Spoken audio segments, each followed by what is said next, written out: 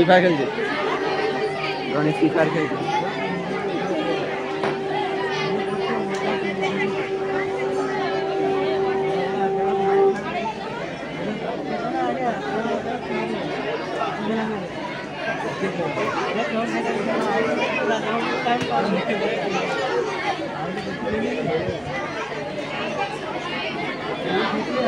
এর স্যার কখন আসবে?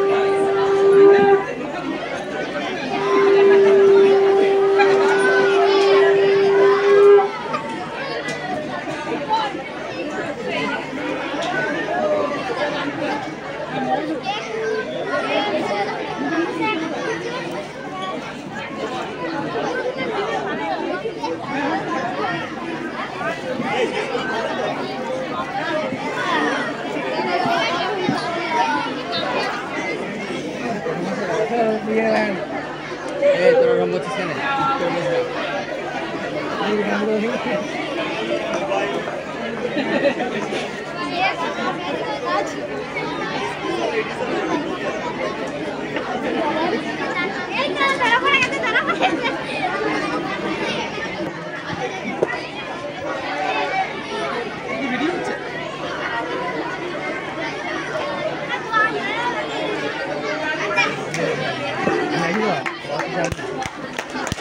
ছাত্রছাত্রীদের কাছ থেকে আমি একটি করতালির অনুরোধ চাইছি।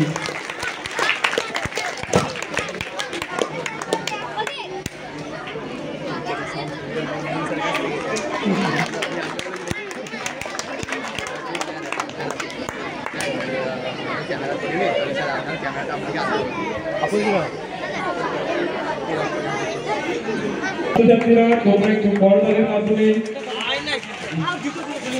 উৎসাহ করো।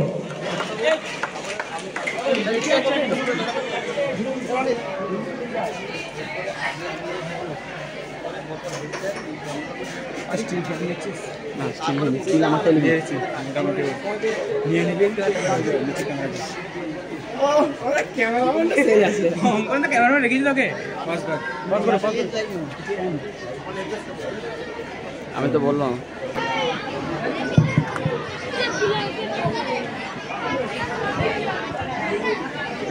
হ্যালো,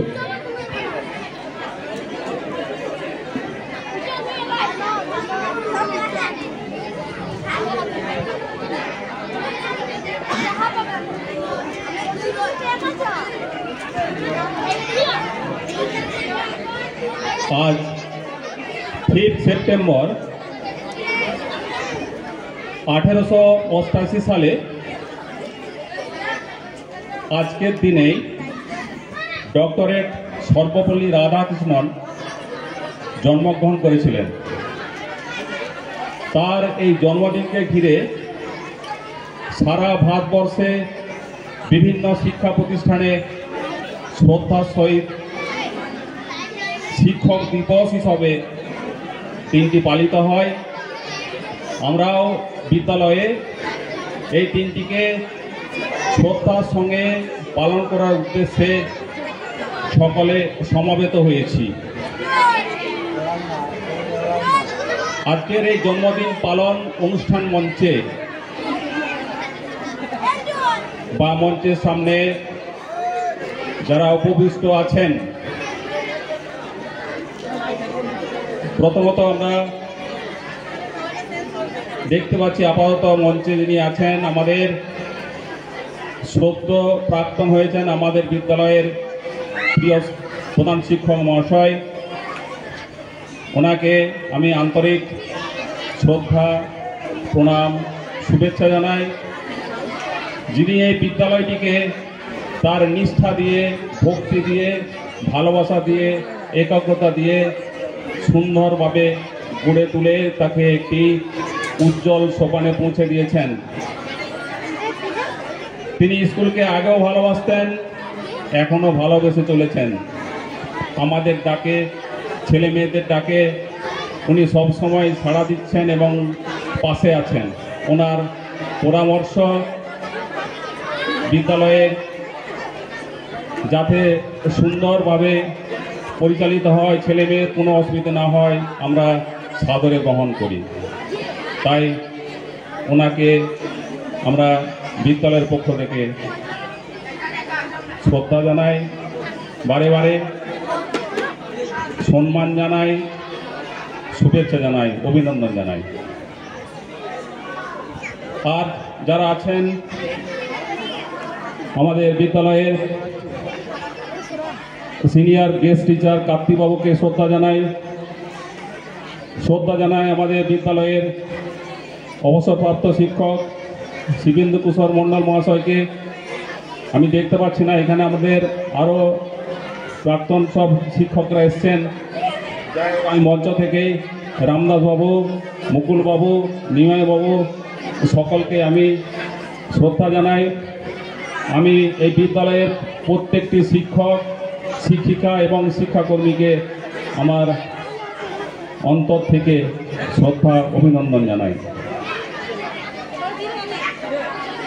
আর শ্রদ্ধা জানাবো আমাদের এই বিদ্যালয়ের যিনি প্রতিষ্ঠাতা প্রয়াত গৌরাঙ্গ চক্রবর্তী মহাশয়ের, তার আত্মার আমরা শান্তি যাতে প্রায় শ্রদ্ধা জানাই।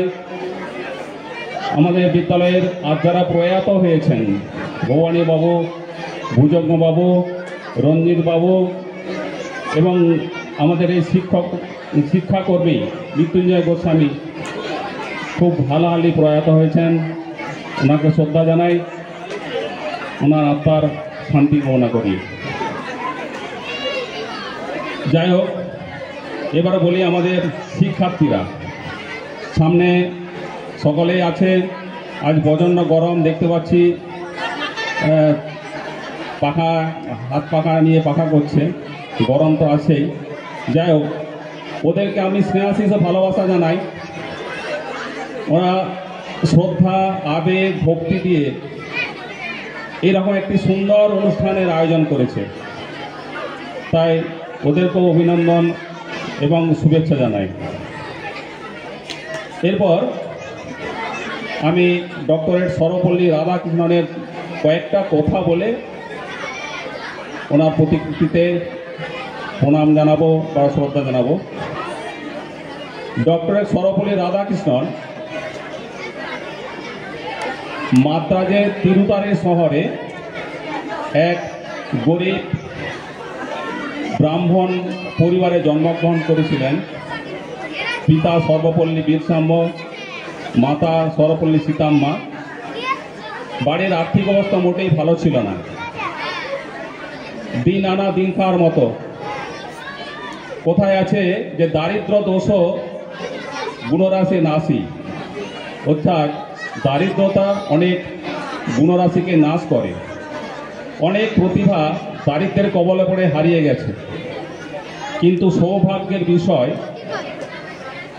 ডক্টর সর্বপল্লী রাধাকৃষ্ণনের এগিয়ে যাওয়ার পথে কোনো বাধা বা প্রতিবন্ধকতা সৃষ্টি করতে পারেনি এই দারিদ্রতা। তিনি খুব মেধাবী ছাত্র ছিলেন। জীবনের পরীক্ষায় যত পরীক্ষা তিনি প্রথম ছাড়া দ্বিতীয় হননি। তিনি ভেলোরের মিশনারি স্কুল থেকে পাশ করে মাদ্রাজের খ্রিস্টান কলেজে দর্শন শাস্ত্রে পড়াশোনা করেন এবং 1905 সালে তিনি দর্শন শাস্ত্রে MA পাশ করে বেরিয়ে আসেন এবং সর্বোচ্চ নাম্বার পেয়েছিলেন। সেই জন্যে ওনাকে সাথিয়াল স্যামুয়েল নামক এক ধরনের গোল্ড মেডেল দেওয়া হয়েছিল। স্যামুয়েল সাথিয়ানতম এই পুরস্কারটার নাম ছিল। এরপর উনি মাদ্রাজের প্রেসিডেন্সিয়াল কলেজে অধ্যাপনার কাজ করেন। 1909 সালে উনি পদোন্নতি হয়ে ওই কলেজের প্রফেসর হন। তারপর উনি চলে আসেন কলকাতা বিশ্ববিদ্যালয়ের পঞ্চম জর্জ অধ্যাপকের পদে স্যার আশুতোষ মুখোপাধ্যায়ের আহ্বানে সাড়া দিয়ে। যাই হোক, এছাড়াও তিনি দিল্লি বিশ্ববিদ্যালয়, বেনারস বিশ্ববিদ্যালয়ে তিনি অধ্যাপনার কাজ করেন। এছাড়াও তিনি রাজনীতি জীবনে প্রবেশ করেছিলেন 1952 সাল থেকে 1962 সাল ভারতের প্রথম উপরাষ্ট্রপতি এবং 1962 থেকে 1967 সাল ভারতের রাষ্ট্রপতি পদে আসীন থেকে দেশের বিভিন্ন প্রান্তে তিনি গিয়েছিলেন। বিভিন্ন আর্ত পীড়িত দুস্থ মানুষের সংস্পর্শে আসার সুযোগ হয়েছিল। তিনি ওদের দুঃখ দুর্দশা মোচনের জন্য যথেষ্ট তৎপর হয়েছিলেন। তিনি তার জীবনকে প্রগতির পথে, শিক্ষার পথে উৎসর্গ করেছিলেন। দর্শন শাস্ত্রে এবং ধর্মে ছিল তার অগাধ পাণ্ডিত্য। নারীদের প্রতি ছিল তার সহিষ্ণুতা এবং দরদ। বিশ্বে দ্বন্দ্ব নিরসনে তিনি গঠন করেছিলেন বিশ্ব হিন্দু সমাজ। এভাবে তিনি একের পর এক কাজ করে ভারতের গর্ব হয়ে রয়েছেন। তিনি বলেছিলেন, গোটা পৃথিবীটা হলো একটা স্কুল, আর আমরা সেখানে শিক্ষার্থী হয়ে নূতন নূতন কিছু শিখি। শিক্ষকরা যে আমাদের স্কুল শিখান তাই নয়, ভালো এবং মন্দের মধ্যে পার্থক্য করতেও শিখিয়েছিলেন। এখানে আমরা এই বক্তব্য থেকে পরিষ্কার যে জাতির জীবনে বা ব্যক্তিগত জীবনে শিক্ষকের ভূমিকা যথেষ্ট গুরুত্বপূর্ণ।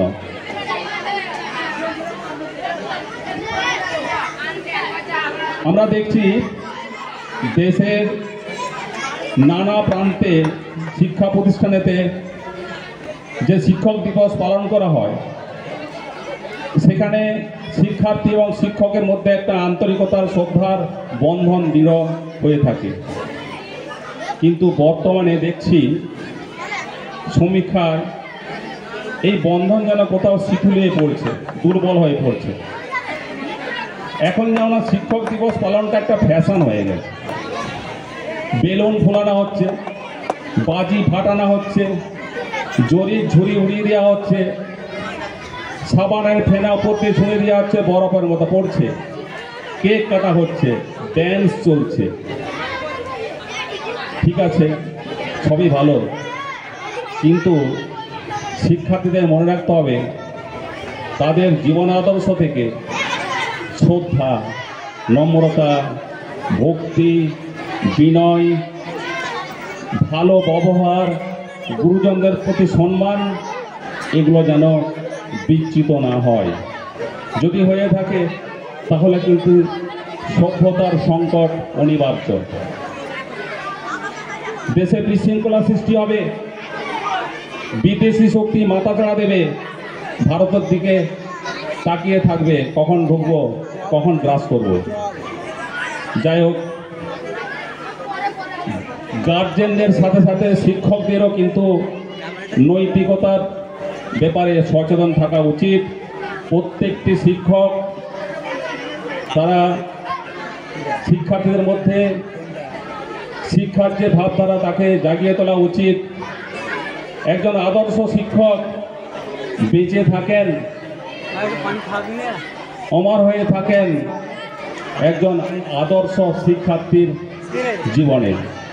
যাই হোক, এই কথাগুলি বলে সমস্ত ছেলে মেয়েদেরকে আবার অভিনন্দন, আবার স্নেহাশিস জানিয়ে যারা এই জন্মদিন পালনে উপস্থিত হয়েছেন সমস্ত শিক্ষক শিক্ষিকা সকলকেই আমার শ্রদ্ধা ভক্তি অভিনন্দন জানিয়ে আমি এই ছোট্ট বক্তব্য শেষ করলাম।